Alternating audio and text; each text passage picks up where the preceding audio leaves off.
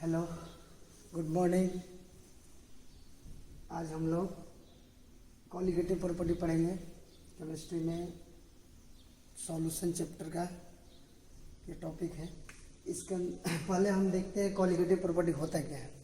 What is colligative property? तो colligative property solution का एक ऐसा प्रॉपर्टी है जो सिर्फ सॉल्यूट के अमाउंट पर डिपेंड करता है, सॉल्यूट के आइडेंटिटी पर, नेचर पर डिपेंड नहीं करता है। तो पहले हम कॉलिगेटिव प्रॉपर्टी का डिफिनेशन लिख देते हैं, उसके बाद फिर आगे डिस्कस करते हैं। Colligative property, those property which only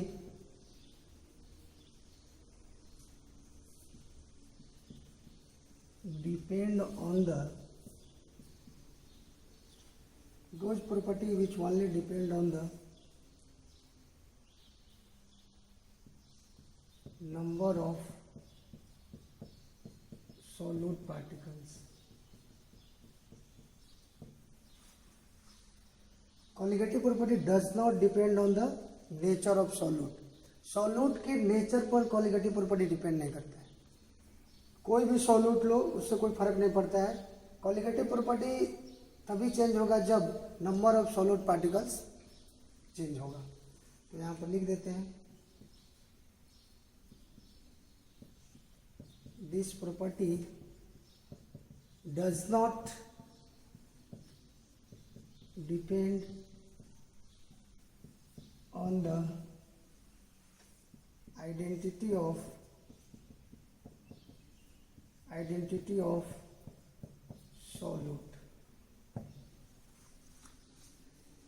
तो ये हमारा कॉलिगेटिव प्रॉपर्टी का डिफिनेशन हुआ कि कॉलिगेटिव प्रॉपर्टी सॉल्यूशन का एक ऐसा प्रॉपर्टी है जो सिर्फ सॉल्यूट के पार्टिकल्स पर डिपेंड करता है, नंबर ऑफ सॉल्यूट पार्टिकल्स। जैसे मोल्स अगर बढ़ जाएगा तो कॉलिगेटिव प्रॉपर्टी चेंज हो जाएगा। नंबर ऑफ मॉलिक्यूल्स अगर सॉल्यूट का इंक्रीज कर गया या डिक्रीज कर गया तो वहां पर हमारा कॉलिगेटिव प्रॉपर्टी वेरी कर जाएगा। कॉलिगेटिव प्रॉपर्टी सॉल्यूट के आइडेंटिटी पर, नेचर पर डिपेंड नहीं करता है। कोई भी सॉल्यूट लो, जैसे एग्जांपल के तौर पर अगर हम बात करें वन मोल शुगर को अगर वाटर में डिजोल्व कर दें तो उसका भी कॉलिगेटिव प्रॉपर्टी उतना ही होगा। और अगर एक मोल यूरिया अगर डिजोल्व करके सॉल्यूशन बनाते हैं, उसमें यूरिया का अमाउंट 1 मोल है, और एक सॉल्यूशन में अगर हम शुगर को डिजोल्व करते हैं और उसका भी अमाउंट या कंसंट्रेशन उसमें 1 मोल ही है, तो दोनों ही सॉल्यूशन के लिए कॉलिगेटिव प्रॉपर्टी सेम होगा। इस पर डिपेंड नहीं करेगा कि यूरिया है या शुगर है, क्योंकि हम लोग जानते हैं कि कॉलिगेटिव प्रॉपर्टी जो होता है वो सॉल्यूट के आइडेंटिटी पर डिपेंड नहीं करता है। सॉल्यूट कुछ भी लो, but number of solute particle same है तो कॉलिगेटिव प्रॉपर्टीज का वैल्यू सेम होगा। ऐसे हमारे पास 4 तरह की कॉलिगेटिव प्रॉपर्टी है। कौन कौन है लिखते हैं यहाँ पर। रिलेटिव लॉरिंग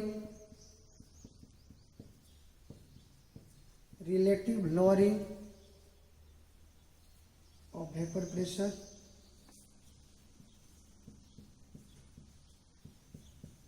इसको शॉर्ट में हम लोग RLVP भी लिख सकते हैं। RLVP ये फर्स्ट कॉलिगेटिव प्रॉपर्टी है। Second, elevation in boiling point.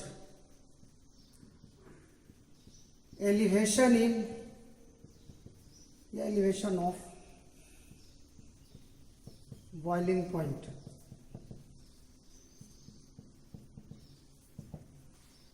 And third is depression in freezing point. Depression in freezing point. And fourth one is osmotic pressure.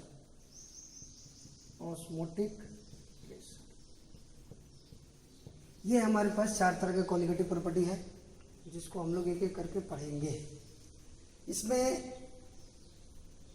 Relative lowering of vapour pressure है, RLVP इसको short में बोलते हैं, लिखते हैं। Elevation of boiling point, depression in freezing point और osmotic pressure, ये 4 colligative property है। इसको हम लोग डिस्कस करते हैं आगे, इसको नोट डाउन कर लो।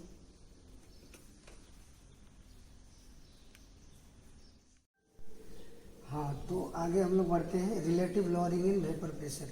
इससे पहले हम लोग पिछले वीडियो में देखे थे कोलिगेटिव प्रॉपर्टी का डिफिनीशन और कितने टाइप की कोलिगेटिव प्रॉपर्टी है। अब हम लोग फर्स्ट कोलिगेटिव प्रॉपर्टी पढ़ने जा रहे हैं, जिसका नाम है relative lowering in vapour pressure. Short में इसको RLV लिखते हैं, बार बार बोल रहे हैं। अब यहाँ पर देखना है, जैसे सॉल्यूशन बनाते हैं तो सॉल्यूशन में एक सॉल्यूट होता है। हमें पता है कि सॉल्यूशन में हम लोग दो कंपोनेंट लेते हैं, क्योंकि हम लोग बाइनरी सॉल्यूशन की बात करते हैं। तो एक होता है सॉल्यूट और दूसरा होता है सॉल्वेंट। तो जब भी कोलिगेटिव प्रॉपर्टी स्टडी करते हैं तो वहाँ पर जो सॉल्यूट लेते हैं वो नॉन वोलाटाइल नेचर का होता है। नॉन वोलाटाइल नेचर का होता है। नॉन वोलाटाइल नेचर मतलब सॉल्यूट वैसा सॉल्यूट जो होता है वो इवेपोरेट नहीं होगा, सॉल्यूट का वेपर नहीं बनेगा। नॉन वोलाटाइल नेचर मतलब इसका वेपोराइजेशन नहीं होगा। सॉल्वेंट जो होगा वोलाटाइल नेचर का होगा।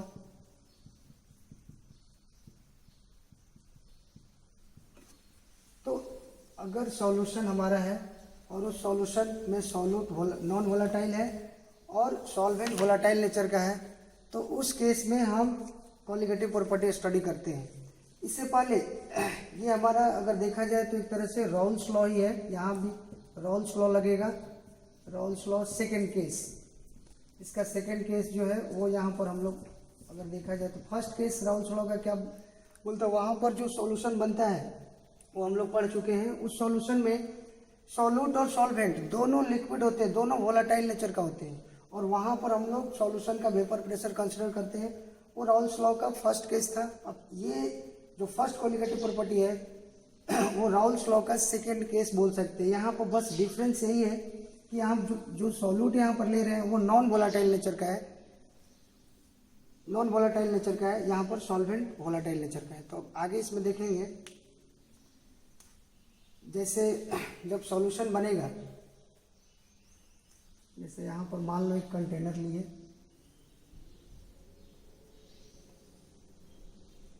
और कंटेनर में यहाँ पर हम पहले प्योर लिक्विड फिल कर लेते हैं।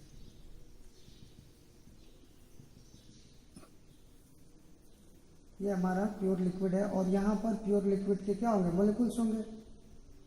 सिर्फ हम सरफेस वाले मॉलिक्यूल्स को दिखा रहे हैं। और यहाँ पर ये हमारा प्योर लिक्विड जो कि हमारा सॉल्वेंट है, और इसको हम सॉल्वेंट प्योर लिक्विड ए मान लेते हैं। चलो, तो ये ए के मॉलिक्यूल्स यहाँ पर हैं सरफेस पर, सारे मॉलिक्यूल्स सिर्फ ए के ही हैं, ए के ही मॉलिक्यूल्स हैं। जब इस प्योर लिक्विड को हम हीट देंगे, यहाँ से हीट अगर प्रोवाइड करेंगे, जब हीट प्रोवाइड करेंगे तो ये प्योर लिक्विड क्या होगा, वेपर में कन्वर्ट होगा। और यहाँ पर इस लिक्विड के क्या बनेंगे, वेपर बनेंगे बहुत सारे। तो वेपर बनेंगे तो ये वेपर वापस जो होता है ये जो वेपर प्रेशर है वो इस लिक्विड के सरफेस के ऊपर एक प्रेशर एक्सर्ट करता है, जिसको वेपर प्रेशर बोलते हैं। और यहाँ पर प्योर लिक्विड ए के कारण ये जितने वेपर बन रहे हैं, ये जो प्रेशर एक्सर्ट करेंगे इसी को बोलते हैं हम लोग vapour pressure of liquid A. इसको हम लोग, ये चूँकि प्योर स्टेट में है तो हम P0A से इसको रिप्रेजेंट करते हैं। यहाँ लिख देते हैं P0A क्या है। P0A हमारा vapour pressure of pure liquid. Pure liquid मतलब जब सॉल्वेंट है, सिर्फ उसमें कुछ भी सॉल्यूट मिक्स नहीं किया गया है, तब उसको जो हीट करने के बाद जो वेपर बन रहा है और उसका जो प्रेशर है दैट इज कॉल्ड P0A। ठीक है, vapour pressure of pure liquid. और जब इसमें हम अभी जैसे बात की कि जब solution relative lowering in vapour pressure निकालने के लिए जो सॉल्यूशन हम बनाएंगे, अब इसी में अगर नॉन वोलाटाइल सॉल्यूट ऐड कर दें तो फिर क्या होगा। तो फिर देखते हैं इसी में,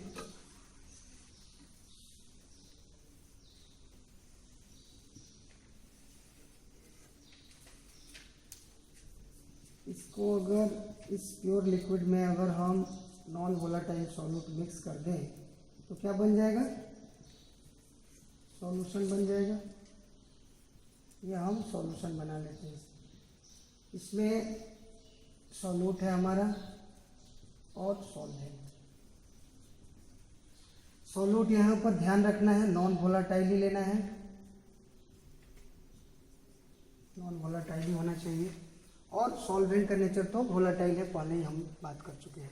तो अब यहाँ पर जब ये सॉल्यूशन लिए हैं तो अब यहाँ जो सरफेस है, सरफेस पर सिर्फ सॉल्वेंट के मॉलिक्यूल्स नहीं होंगे, कुछ मॉलिक्यूल्स सॉल्यूट के भी होंगे जो कि नॉन वोलाटाइल है। जैसे हम इसको ए माने हैं, प्योर लिक्विड ए मैंने सॉल्वेंट को ए माने हैं, तो सॉल्यूट को अगर हम बी मान लेते हैं चलेगा, बी।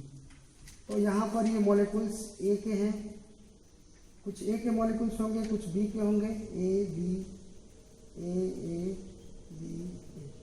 मतलब कहने का मतलब ये है कि अब सरफेस पर सिर्फ लिक्विड जो है वोलाटाइल नेचर का उसके मॉलिक्यूल्स नहीं, अब कुछ मॉलिक्यूल्स नॉन वोलाटाइल सॉल्यूट के भी सरफेस के पास प्रेजेंट होंगे। तो अब अगर इसको हीट करें, अब इसको अगर हीट करें तो जो वेपर बनेगा, वेपर तो सॉल्वेंट को ही बनना है क्योंकि सॉल्वेंट का ही नेचर वोलाटाइल है, यही वेपोराइज होगा। सॉल्यूट तो नॉन वोलाटाइल है तो ये तो वेपोराइज होगा नहीं। लेकिन यहाँ पर सॉल्वेंट को वेपर में कन्वर्ट होने में प्रॉब्लम क्रिएट करेगा। अब जैसे प्योर स्टेट में जो लिक्विड था, जब इसमें कुछ भी मिक्स नहीं था, कुछ भी इम्प्योरिटी मिक्स नहीं था, एकदम प्योर स्टेट में था, तो यहाँ पर इसको जब हीट कर रहे थे तो बहुत तेज़ी से ही वेपोरेट होगा, बहुत सारे वेपर बनेंगे। लेकिन यहाँ पर सॉल्वेंट को वेपर में कन्वर्ट होने से ये सॉल्यूट के मॉलिक्यूल्स रोक रहे हैं। खुद तो नॉन वोलाटाइल है, खुद तो वेपर में कन्वर्ट होंगे नहीं, लेकिन सॉल्वेंट के मॉलिक्यूल्स को भी इवेपोरेट होने में प्रॉब्लम क्रिएट करेंगे। इसका मतलब ये है कि जितना वेपर प्योर स्टेट में बन रहा था सॉल्वेंट का, उतना यहाँ पर सॉल्यूशन के अंदर नहीं बनेगा। तो यहाँ पर वेपर प्रेशर जो सॉल्वेंट का है ये पी ए इसको मान लेते हैं, पी ए। ये क्या है, वेपर प्रेशर, यहाँ लिख देते हैं। ये क्या है, vapour, partial vapour pressure of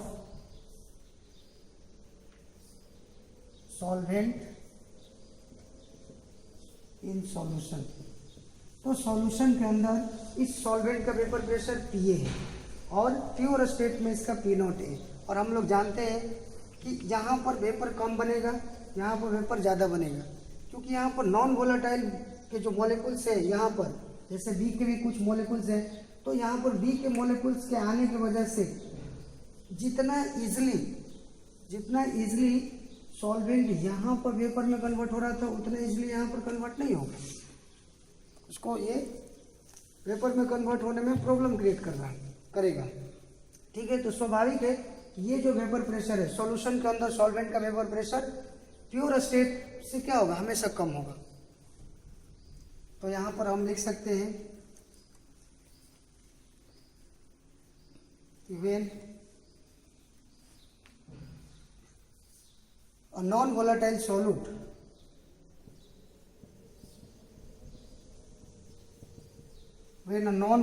solute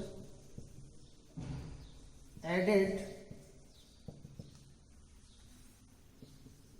in the solvent to make solution, then vapor pressure of solution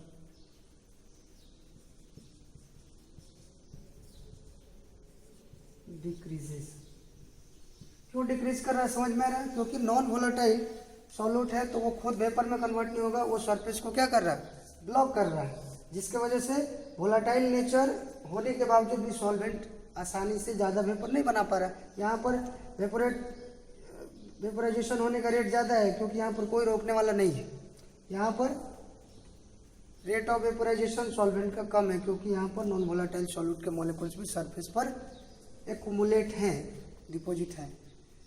तो हम लोग क्या देखें कि जब नॉन वोलेटाइल सॉल्यूट सॉल्वेंट में ऐड करके जब सॉल्यूशन बनाते हैं तो उस सॉल्यूशन का वेपर प्रेशर क्या हो जाता है, जो प्योर स्टेट में वेपर प्रेशर था उससे कम हो जाता है। ठीक है, आगे हम लोग इसका एक फार्मूला निकालेंगे, तब तक इसको नोट कर लो। अब आगे हम लोग इसका देख चुके थे कि जब प्योर स्टेट में कोई लिक्विड होता है तो उसका वेपर प्रेशर ज़्यादा होता है, और जैसे उसमें नॉन वोलेटाइल सॉल्यूट ऐड करते हैं तो उसका वेपर प्रेशर डिक्रीज कर जाता है। अब हम लोग इसका एक एक्सप्रेशन देखते हैं, डिराइव करते हैं एक्सप्रेशन को। तो यहाँ पर कितना घट गया, कितना चेंज हुआ जब नॉन वोलेटाइल सॉल्यूट ऐड किए, तो change in vapour pressure delta P equal to P not A minus P A.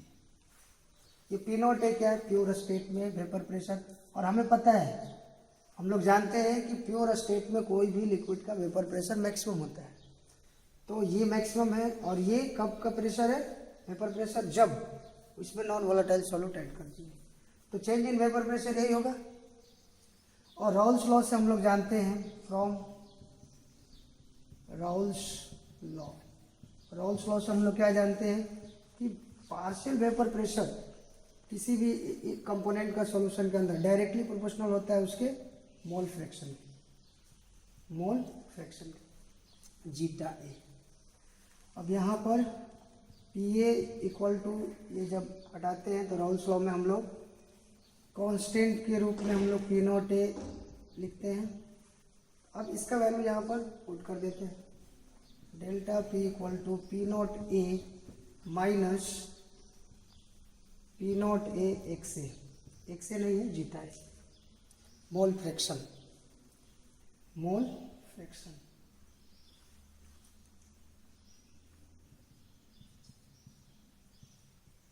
P not A 1 minus zeta A.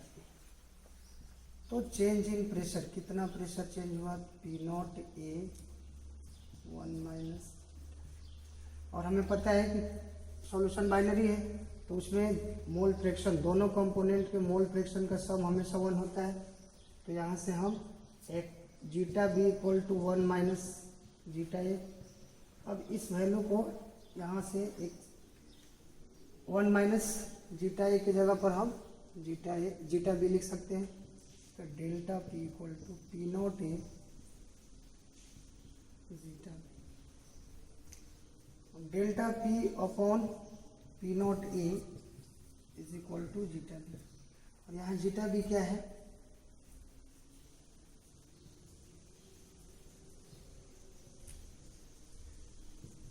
Zeta B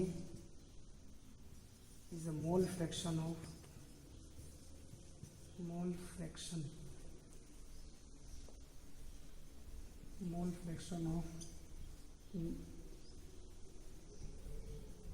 volatile solute।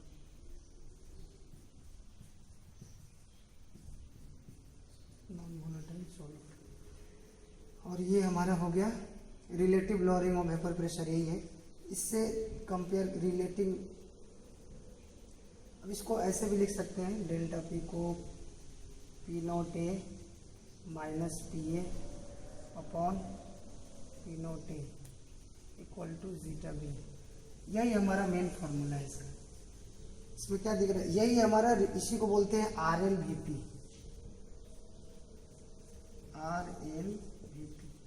Relative lowering of vapour pressure. कितना vapour pressure कम हुआ, पहले कितना था, pure state में maximum होता है vapour pressure P not, जैसे non volatile solute add किए वेपर प्रेशर इतना हो गया, डिक्रीज कर गया। कितना डिक्रीज किया, लोअरिंग, कितना लोअरिंग हुआ, P not A minus P, इतना कम हुआ। रिलेटिव क्यों बोला जाता है, क्योंकि इसको कंपेयर किया जा रहा है स्टार्टिंग से, तो इसीलिए हम इसको बोलते हैं relative lowering of vapour pressure. कितना कम हुआ, इसके रिस्पेक्ट में कंपेयर कर रहे हैं ना, इसीलिए इसका नाम है relative lowering in vapour pressure. पहले वेपर प्रेशर इतना था, जब नॉन वोलेटाइल सॉल्यूट ऐड किया तो वेपर प्रेशर इतना हो गया, और ये हमेशा कम होता है इससे, तो कितना कम हुआ, इतना, इसीलिए लोअरिंग वर्ड है।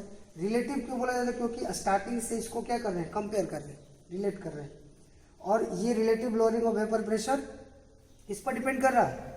Zeta B. जीटा बी क्या है यहाँ पर? मोल fraction of solute, non volatile solute.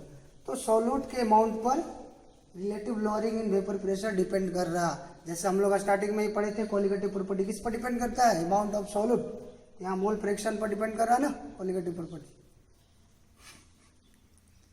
आगे और यहाँ से हम लोग आगे और मोलिकुलर मास सॉल्यूट का अगर डिटरमाइन करना हो तो कर सकते हैं। इसको नोट कर लो तब तक। अब ये हमारा relative lowering of vapour pressure का ये फार्मूला एक आ गया। अब यहाँ से अगर नॉन वोलेटाइल सॉल्यूट का अगर मोलर मास डिटरमाइन करना हो तो आगे कैसे करेंगे? पहले इसको लिख लेते हैं।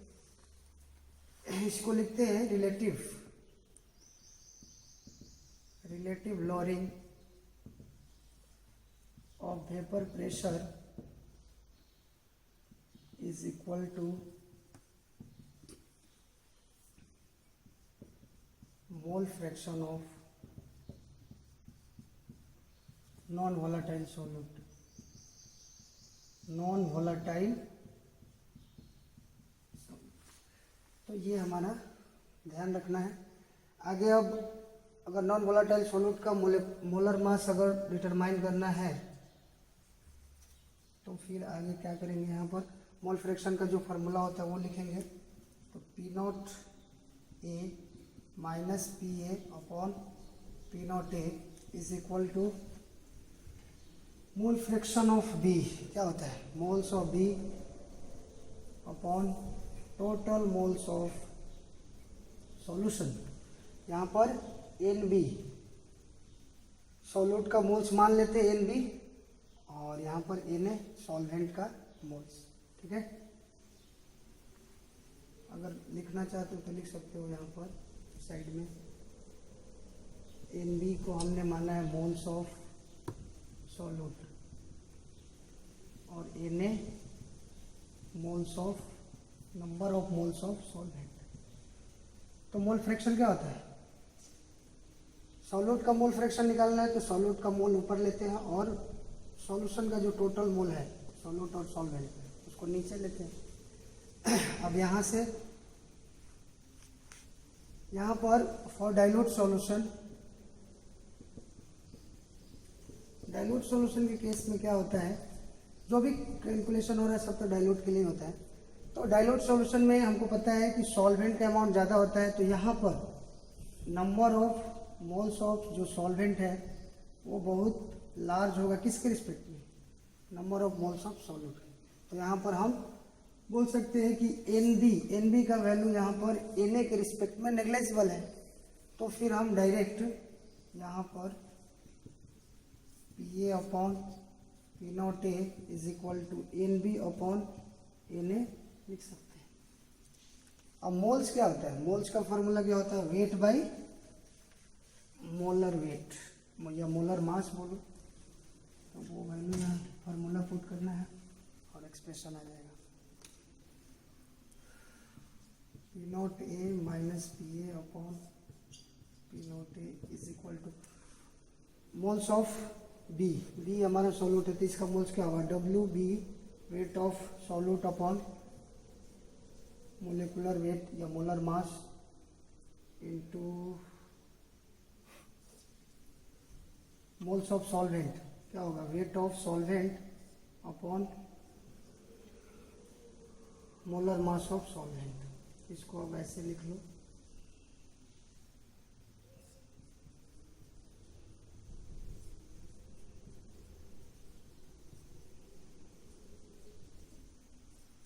और इसमें ध्यान रखना हमने बी को पहले यहाँ पर लिखा हुआ है, सॉल्यूट को हमने बी माना है और जहाँ जहाँ ए लिखा है वो सॉल्वेंट है, तो इस चीज़ का ध्यान रखना है। तो अब यहाँ से अगर ये फाइनल फार्मूला हमारे यहाँ पर आ गया,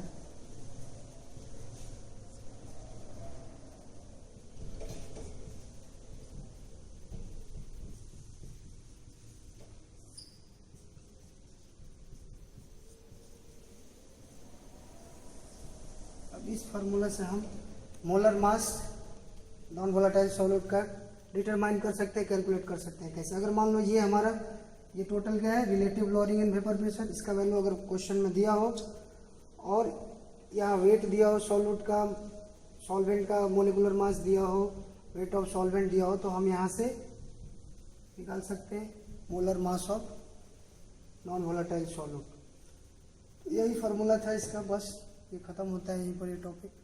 अब नेक्स्ट पार्ट में हम second colligative property elevation in boiling point start